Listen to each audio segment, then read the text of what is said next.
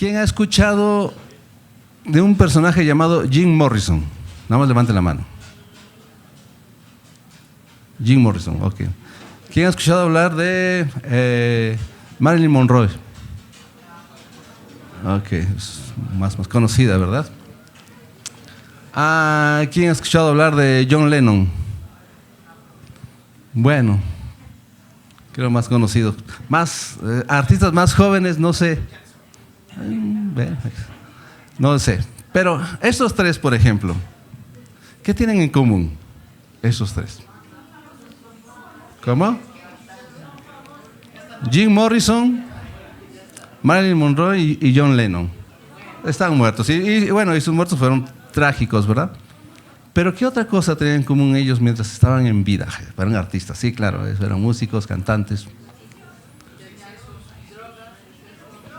Por ejemplo, John Lennon dijo en alguna ocasión, creo que lo han de saber, ¿verdad? Jesús reúne multitudes, pero ¿quién como nosotros? Marilyn Monroe en una entrevista con un predicador, ¿verdad?, le compartió el evangelio. A tu Jesús yo no lo necesito. No sé si sepan eso. Y Jim Morrison me lo dijo muchas cosas. Y él quiso, no, hay que vivir así. Y él mostraba cómo vivir a muchos jóvenes.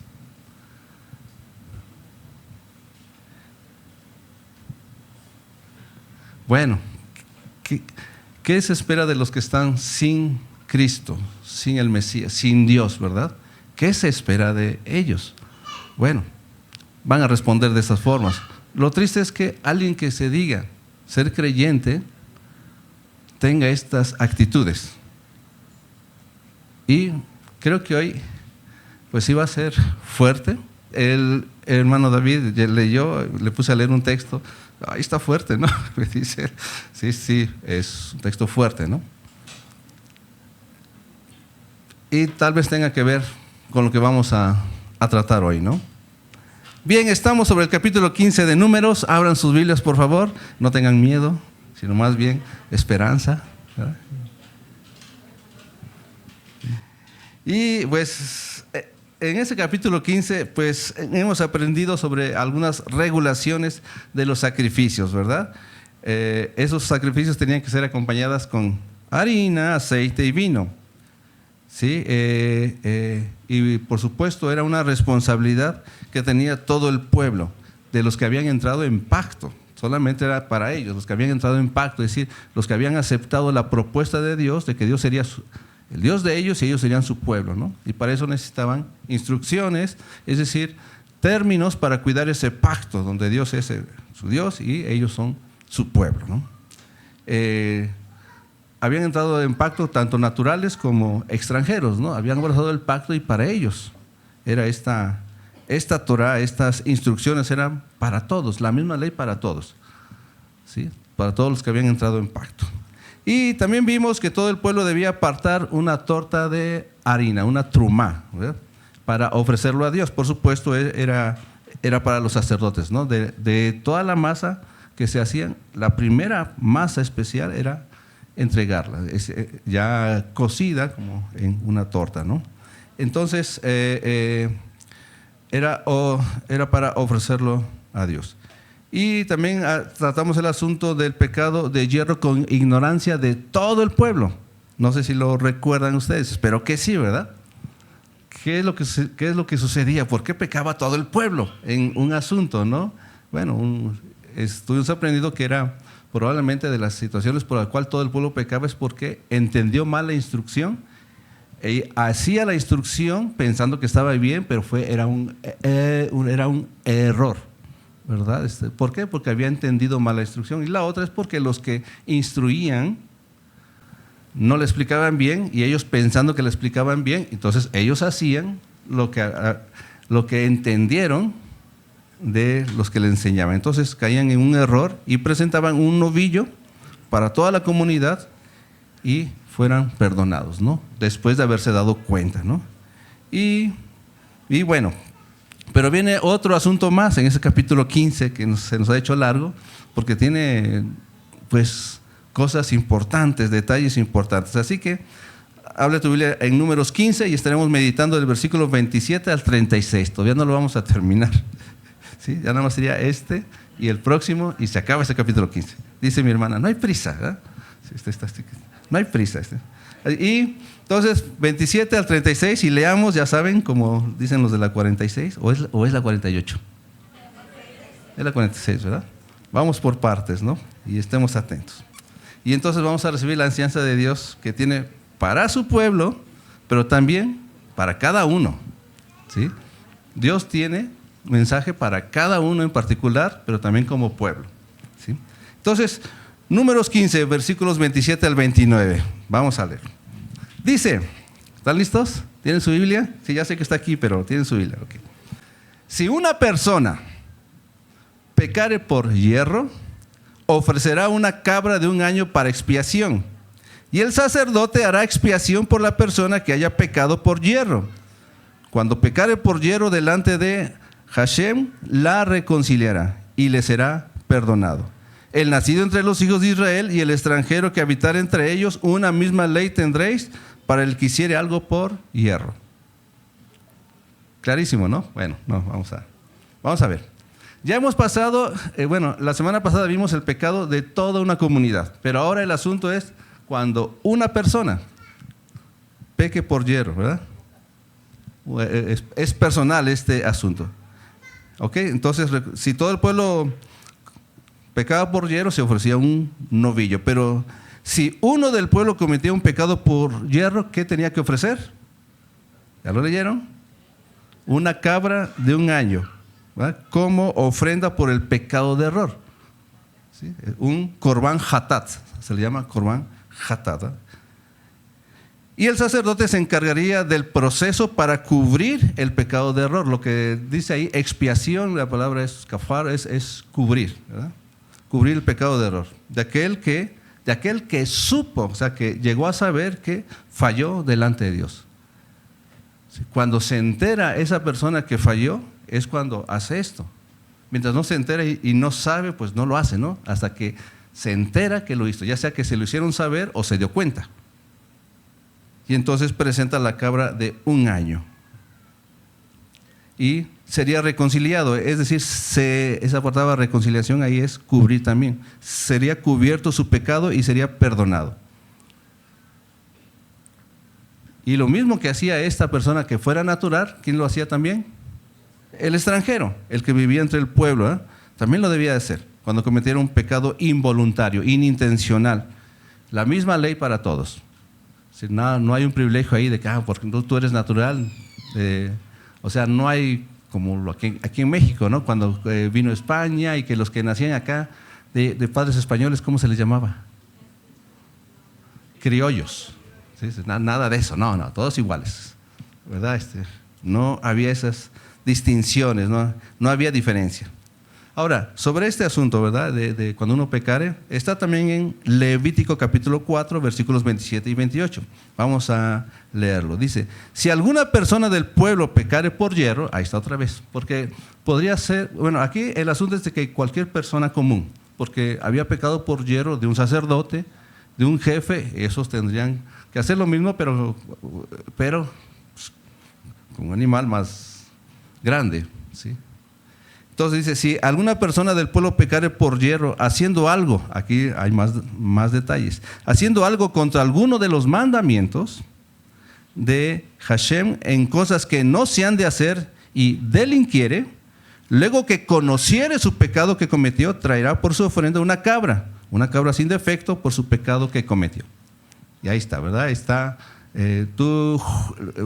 lo que dice en Números 15 con lo que dice Levítico, pues lo juntas y simplemente estás viendo cómo es seguir el proceso, ¿no? Entonces, este pasaje trae más luz. Básicamente la idea es que si alguno pone por obra los mandamientos, es decir, si al estar en el ejercicio de la voluntad de Dios, en el ejercicio de obedecer la instrucción de Dios, en ese ejercicio se comete un error involuntario en contra del mandamiento, es decir, en cosas que no se han de hacer, entonces ha cometido un delito y es culpable. ¿Sí? Ha cometido un delito y es culpable, pero si llega a darse cuenta de su fallo, será perdonado al hacer el proceso debido. ¿Cuál es?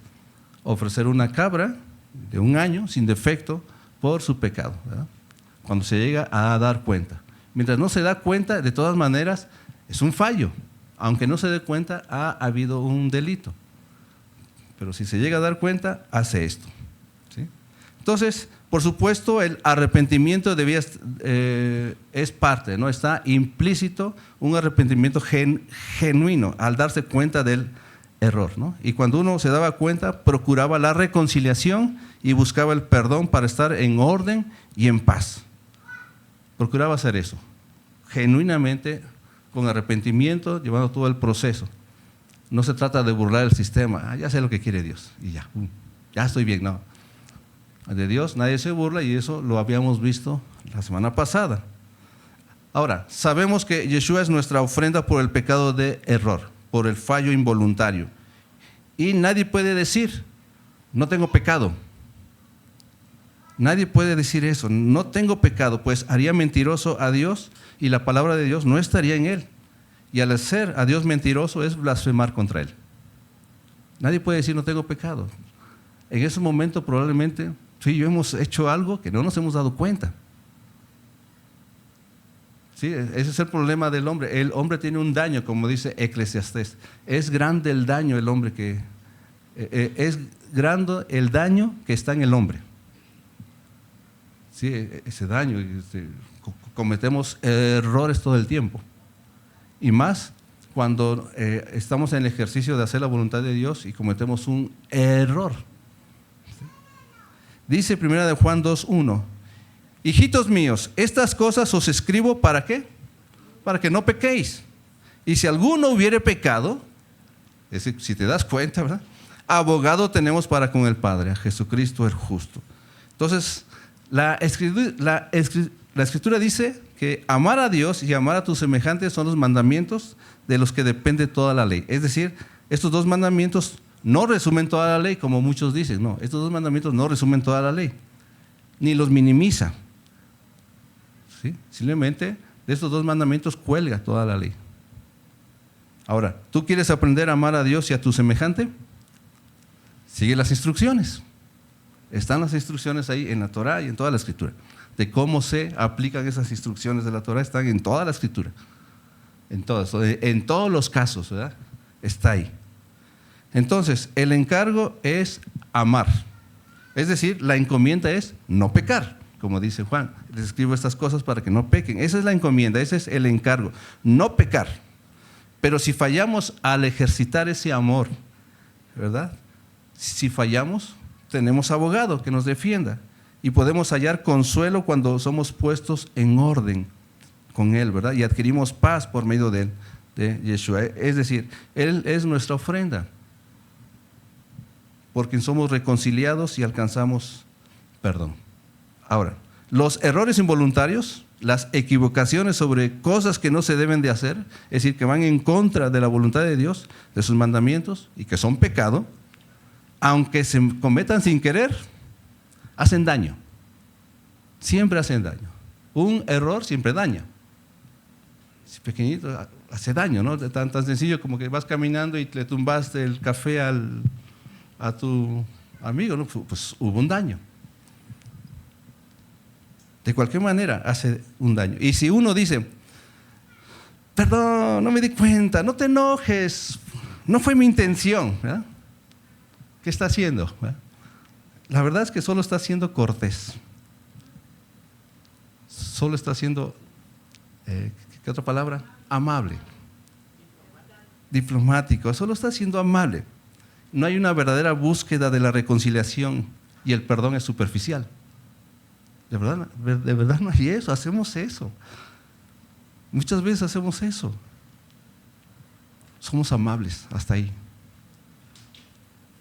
Y el otro, el ofendido, quizás se queda nada más conformado, reconciliado con su amabilidad. Pero siempre queda algo ahí. ¿Por qué? Porque solo fue amable.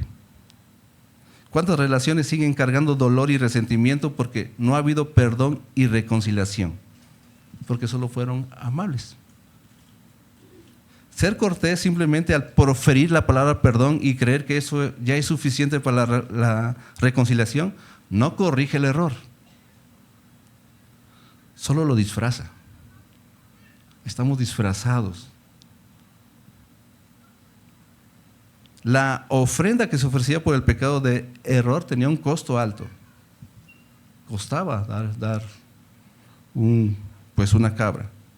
Eso ya daba para procurar tener cuidado al poner por obra el mandamiento de Dios. Si no, debo tener cuidado porque sí me costó. Daba para eso.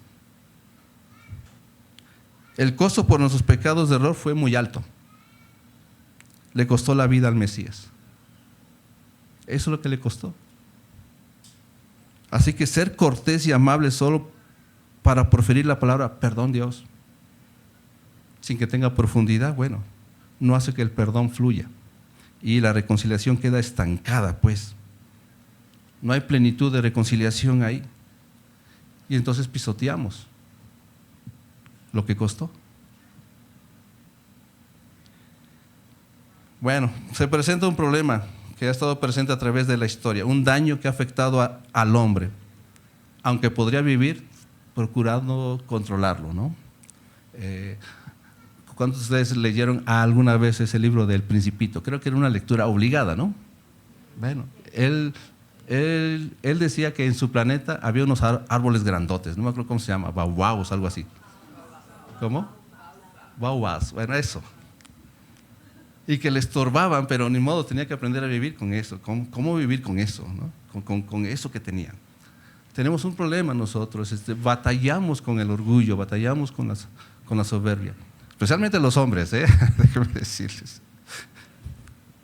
Pero vamos a seguir leyendo y vamos a aprender. Entonces, está el asunto. Este es lo que tenía que hacer cuando se cometió un error en el ejercicio de la voluntad de Dios. Números 15, 30, 31. Dale, me faltó la S. Bueno, ok. Dice, ok, aquí viene el contraste. Dice, mas la persona que hiciere algo con soberbia, así el natural como el extranjero, ultraja a Hashem. Esa persona será cortada de en medio de su pueblo, por cuanto tuvo en poco la palabra de Hashem y menospreció su mandamiento. Enteramente será cortada esa persona, su iniquidad caerá sobre ella. Yo no sé cuál lectura fue más fuerte, si la que leímos hace un rato o este.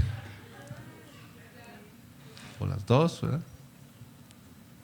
La persona que en el ejercicio de hacer la voluntad de Dios lo hace con soberbia, en hebreo dice con la mano alzada o con el puño levantado, ¿verdad? Que señala la arrogancia, ¿no? Entonces la persona que hace esas cosas, teniendo un poco el mandamiento, es decir, que no le importa cometer un error, esa persona blasfema contra Dios, ultraja su nombre, lo denigra. Ultrajar a Dios es tener un poco su palabra y menospreciar su mandamiento, es desbaratar su instrucción. La persona que proceda de esa forma, dice, será cortada, amputada, dice también, o arrebatada de la reconciliación y el perdón. Su delito le culpará, cargará su delito, su iniquidad ponen ahí. Quiso ser revolucionaria, ¿verdad? Y brincársela cerca de Dios. Sufrirá la pena. Y ahora, esas palabras que acaba de decir Dios, bueno, que dice Dios aquí, no son como un desquite de parte de Él. No es porque tenga rencor, ay, me la hiciste, te la hago. No es que tenga rencor Dios en contra de aquella persona, sino que el proceder de aquella persona lo llevará a esa condición. Es que vas a sufrir esta pena. Ser cortado, ¿cuándo y cómo? Eso estaría reservado para Dios. Dios indicaría cuándo y cómo. Será cortada, no sé, a lo mejor pasen unos años y te corta a ti y a toda tu descendencia, ¿no? Así hubo casos en la Escritura, desaparecerá tu descendencia, pero no era en ese momento. Va a pasar esto, ¿eh? O como cuando le dijo a Adán, ¿no? Sabes que el día que de él comieres, ciertamente morirás. ¿Murió ese día? ¿No? ¿Mande? Empezó a morir, ¿eh? Pero eso estaría reservado para Dios. Entonces, un soberbio es aquel que desprecia el mandamiento y no le importa la promesa. Ese es un soberbio. Cuando mucho, solo llega a ser amable, para aparentar una vida piadosa. La reconciliación es responsabilidad de todos. Nos ha sido confiada y no hay que ser ligeros con ella. Tiene un costo la reconciliación. Dice 2 de Corintios 5, versículos 17 al 20.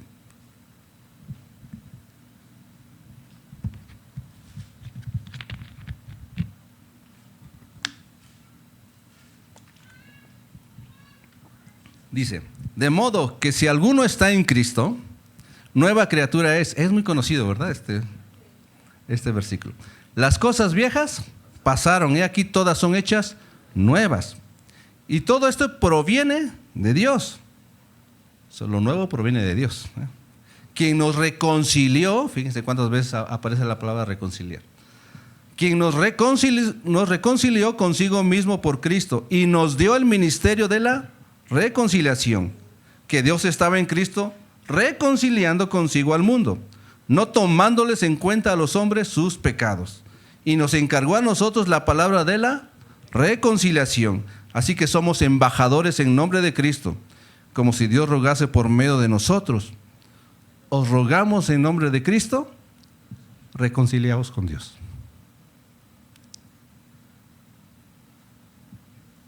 Viene desde ahí, viene de arriba, en Cristo. Ser amables.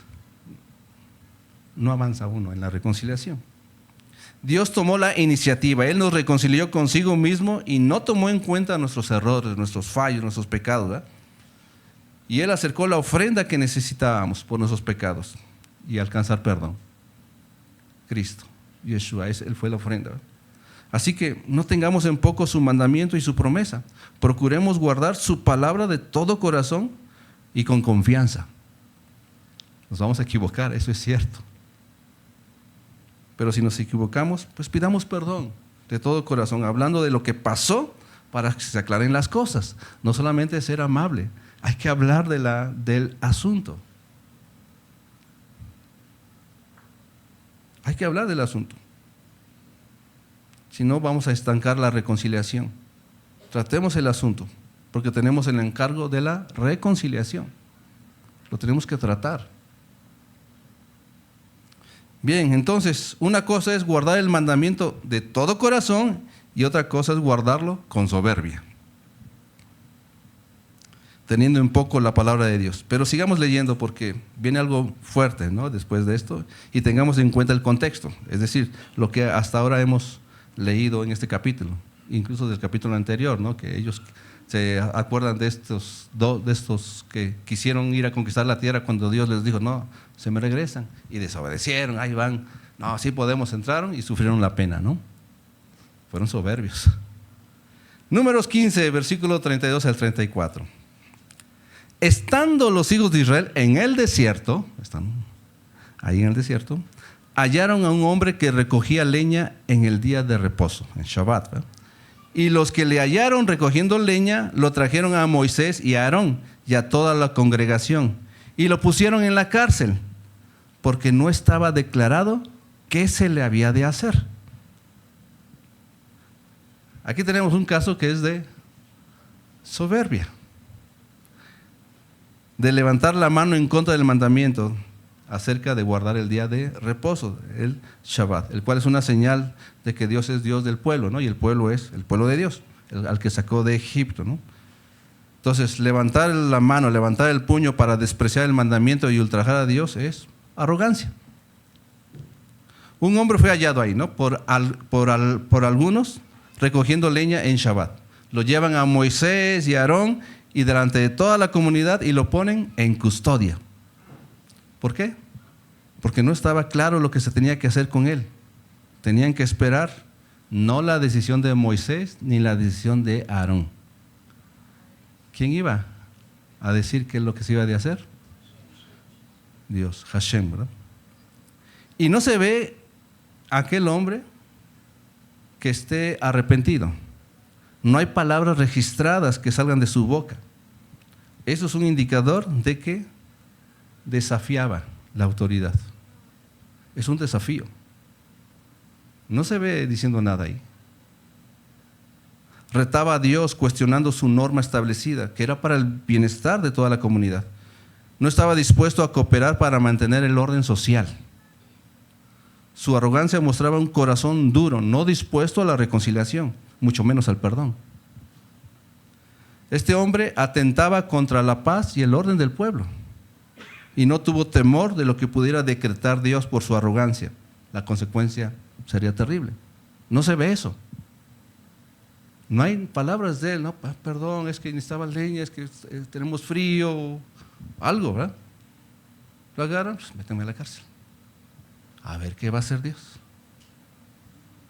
Si no le tuvo, no pasa nada. Si no le tuvo temor a Moisés y a Aarón, los líderes ahí, a los que ve, ¿qué va a tener temor de Dios?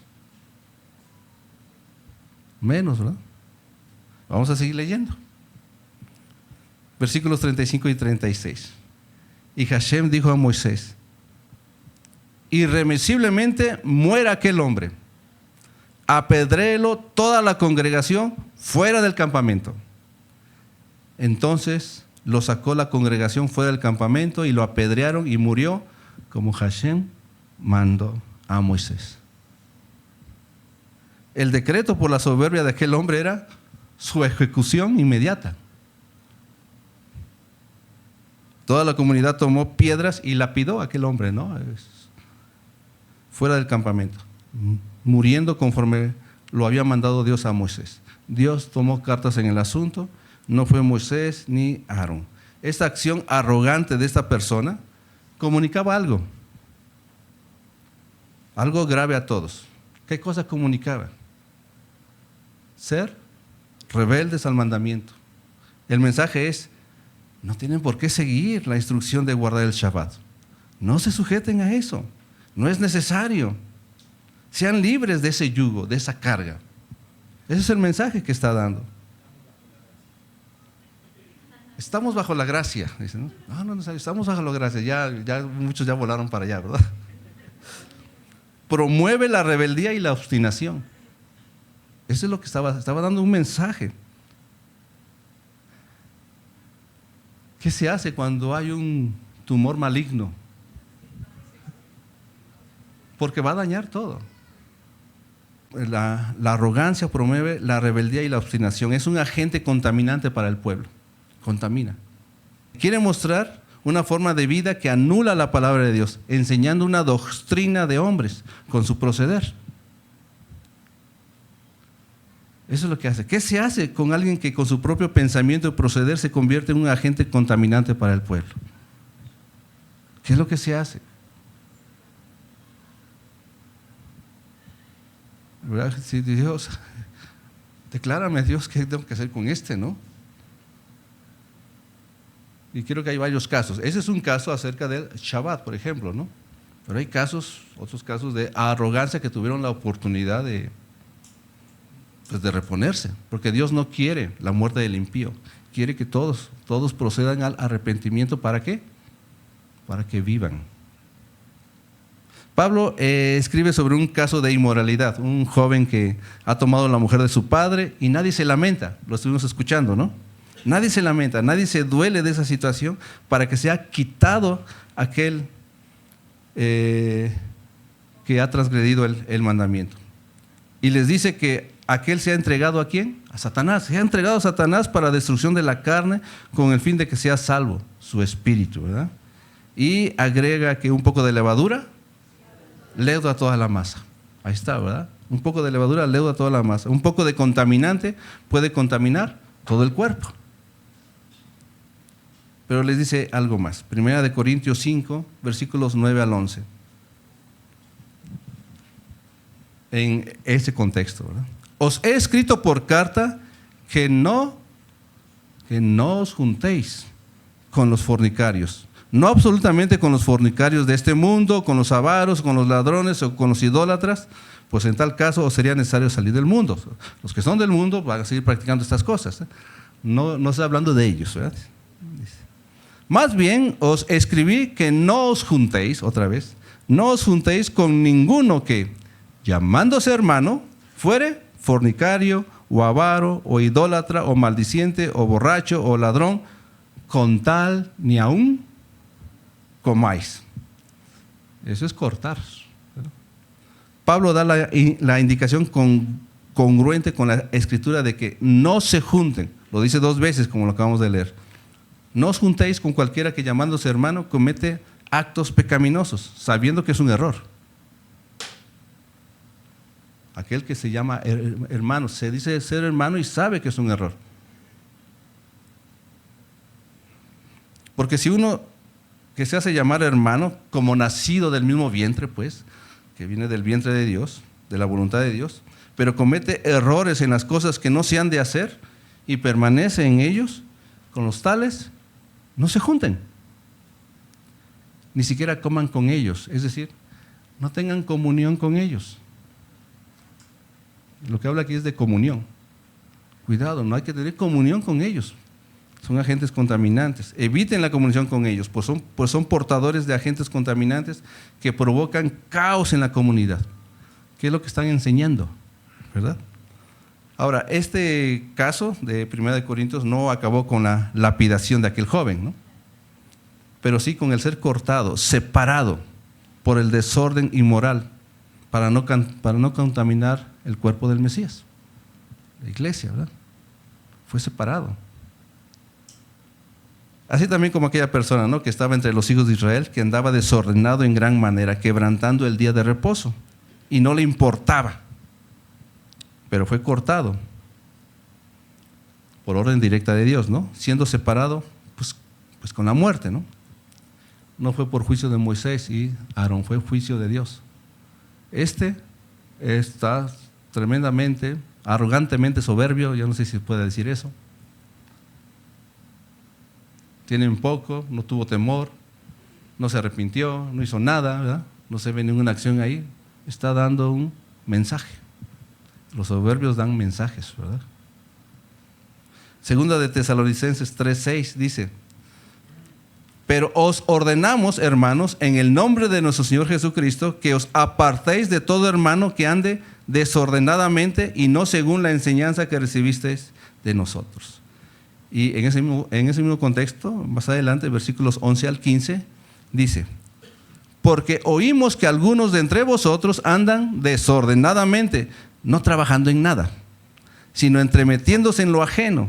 A los tales mandamos, aquí está la oportunidad, ¿verdad? A los tales mandamos y exhortamos por nuestro Señor Jesucristo que, trabajando sosegadamente, coman su propio pan. Y vosotros, hermanos, no os canséis de hacer bien. Si alguno no obedece a lo que decimos por medio de esta carta, a ese señalarlo, ¿verdad? Y no os juntéis con él para que se avergüence. Miren, está la oportunidad, ¿verdad?, de avergonzarse y recapacitar en el asunto. Mas no lo tengáis por enemigo, sino amonestarle como hermano. Entonces, en Tesalónica había algunos que no trabajaban y se entrometían en asuntos que no les correspondía, ¿verdad?, criticando, opinando en cosas que no les importan. Y quieren vivir una vida de ociosidad. Y eso altera el orden. ¿O les caen bien los que no hacen nada? Ay, ¿por qué no nos ayuda? Estás viendo que estamos aquí trabajando y tú estás sentado, ¿no? Altera el orden y la paz social de la comunidad. Sí, piensa también. Se sientan y nada más critican, se meten en asuntos que no les corresponde y hace daño. Es un error, ¿verdad? Pero hay soberbia ahí también. A veces es sutil, ¿no? ¿Qué debemos hacer con ellos? Bueno, primeramente dice aquí, señalarlos, es decir, tenerlos bien identificados plenamente. Y no juntarse con ellos, es decir, no socializar con ellos, con el fin de que sean avergonzados. Eso les daría oportunidad de recapacitar, de reflexionar sobre su proceder. Si es que hay humildad en ellos, pero si hay soberbia, no les va a importar. ¿Qué me importa? No les va a importar. Se portará desafiante ante la autoridad, ante el orden y la paz que Dios estableció para su pueblo. Así se va a portar. Y lo van a identificar. Pero algo muy importante, ¿verdad? Dice Pablo aquí, no lo consideremos como un enemigo, ¿verdad? Como alguien odioso. Que no lo consideremos así. Sí, a lo mejor te puede llegar a caer mal, pero dice, no lo consideres como un odioso. Ten cuidado de tu corazón, ¿verdad? Hay que cuidar ese corazón. No lo consideres así, sino como si fuera un hermano, ¿sí? Como si fuera un hermano, a quien se le advierte de su mal proceder. Por eso Pablo les dijo, a ustedes les digo, trabajen, ¿verdad? Y se les advierte de su mal proceder. Es decir, tenemos que mirarlo con esperanza de que pueda arrepentirse, de que Dios le conceda arrepentimiento, para que busque la reconciliación y el perdón de Dios primeramente y luego de los suyos. Estos casos en Corinto y en Tesalónica pues no acabaron en tragedia, ¿verdad? Estaban bajo un sistema romano que les impedía acabar con la vida de alguno, ¿no? También, o sea, es ver varios contextos. Pero nos enseñan que debemos tener cuidado con aquellos que con su proceder están mostrando que la Torá y el Evangelio son permisibles. Y eso es un error.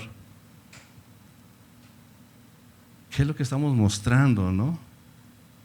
¿Qué hacían los de Corinto cuando estábamos leyendo? Cuando Pablo les dice a estos líderes, ustedes están envanecidos. No están haciendo nada, ¿no? Están mostrando que la Torá, que la palabra de Dios es permisible, que se permite el pecado. Yo me puse a leer esto que estamos haciendo. Y entonces va a contaminar todo, se permite el pecado. Sin embargo, se trata de personas que alteran el buen orden de Dios, ¿no? Pero el cinismo más grande y maligno es el de un soberbio que desafía el sistema de Dios. Dice el Salmo 119, 69, y no faltaría que se los escribiera en hebreo, ¿verdad? Ya no lo había hecho, pero cuando lo leí en hebreo, dice, Taflu alay sheker tzedin. Dice el primer texto que está ahí, la primera línea dice, forjaron en contra de mí fraude, engaño, los soberbios. Tzedin es un soberbio. Luego dice, Ani bechol lev adzo pikudaija. Esto es, pero yo, creo que lo traducen también así, pero yo, con todo mi corazón o con todo corazón, preservé o conservé tus picudín, voy a decirlo de esa forma, picudín, porque esa palabra al final es muy amplia y ahorita voy a explicar un poquito, aunque ya lo he hecho antes. Entonces dice, los soberbios moldearon fraudes contra mí. Es decir, me están mostrando cómo viven ellos y quieren que ellos viven, y ellos quieren que viva como ellos. Moldearon fraudes, engaños contra mí. Pero yo he conservado lo que me has encargado. Esos son los picudín, lo que Dios encargó que fuera bien guardado. Sus palabras, sus promesas, sus dichos, sus testimonios. Dice, yo he conservado lo que me has encargado con todo mi corazón. Los soberbios han tramado ideas torcidas. ¿Por qué se da cuenta que son torcidas el autor? Porque él conoce la voluntad de Dios. Para andar como ellos, desafiando lo que encargaste que fuera muy guardado, los picudín. Pero no me he desviado y he procurado preservar lo que has ordenado. Eso es lo que dice este versículo con palabras más sencillas, ¿no? Los soberbios lo que hacen es modelarte una vida en la que ellos dicen, no te preocupes, no vas a perder, no hay fracaso aquí. Y te lo hacen ver como que bien. Pero si tú conoces la palabra de Dios, te vas a dar cuenta de esas grietas, de ese modelo que es un fraude. ¿A quienes aquí los han defraudado económicamente? ¿Verdad que les pintan algo bonito y al final, ¿qué onda? ¿Dónde están? Se vio bonito. Eso es lo que hace un soberbio, fraude. ponen la palabra sheker, que es lo torcido. Sheker se traduce como mentira también, pero la idea es del fraude, del engaño. ¿Sí? Que quieren lograr algo y una vez que lo logran, ya gané, ya te dejé, es tu asunto. Te dejan. Ese es un soberbio que te moldea una vida que parece buena. Entonces, permanecer en lo que es conveniente, manteniendo el brillo del mandamiento, nos ayudará a evitar que caigamos en ese engaño de los soberbios, en los que nos modelan, ¿no? Los que desafían la voluntad de Dios, bueno, pueden ser avergonzados por tu buen proceder, por supuesto. Entonces, andar o permanecer en la verdad nos ayudará a no juntarse con arrogantes que incitan a perturbar el buen orden y pervertir la paz, ¿no? Dios, dice la Escritura, que Dios resiste a los soberbios y da gracia a los humildes. ¿Quiénes son los humildes? Los que permanecen en la palabra de Dios. Mejor es estar sujeto a Dios. Familia, que la paz de Dios guarde nuestros pensamientos, como dice la Escritura, y nuestros corazones, para que no caigan en las manos de los soberbios. Porque si nuestros pensamientos y nuestros corazones caen en manos de los soberbios, ¿qué creen que van a hacer? Nos van a moldear. Ellos moldean.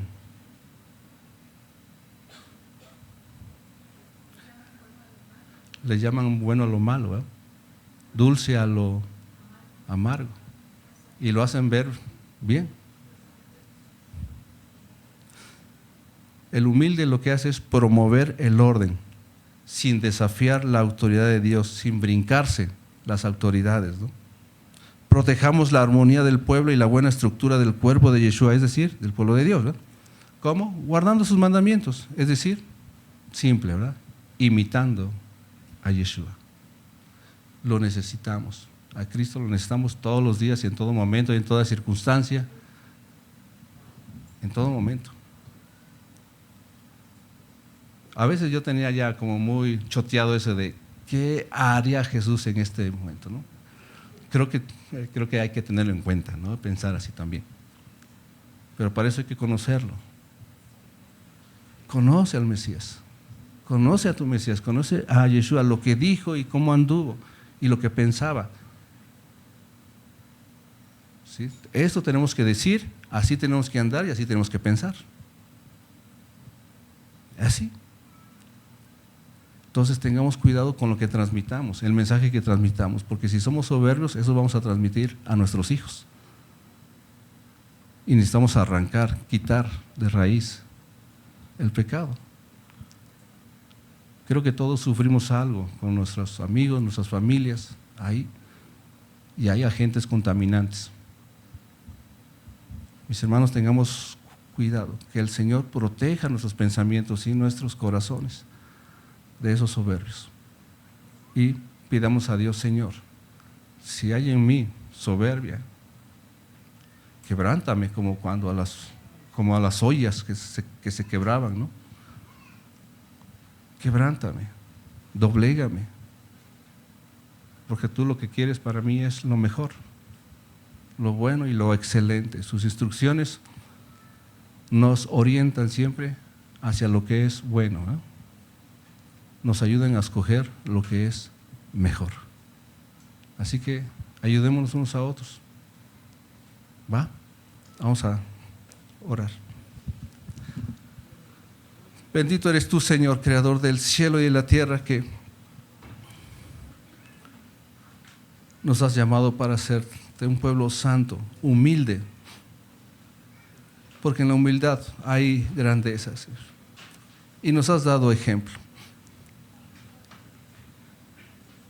Y declaramos que tú eres rey, Señor. Tú eres el rey. Y lo que tú dices se ha de ser. Tú eres el Señor, quien merece honra y digno de obedecerte.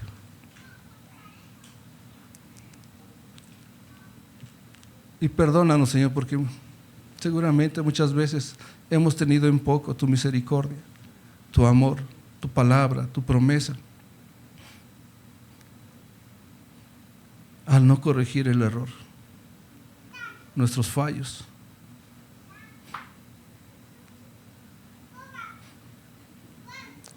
Te ruego, Señor, por cada uno de mis hermanos, por esta congregación que tú mantienes,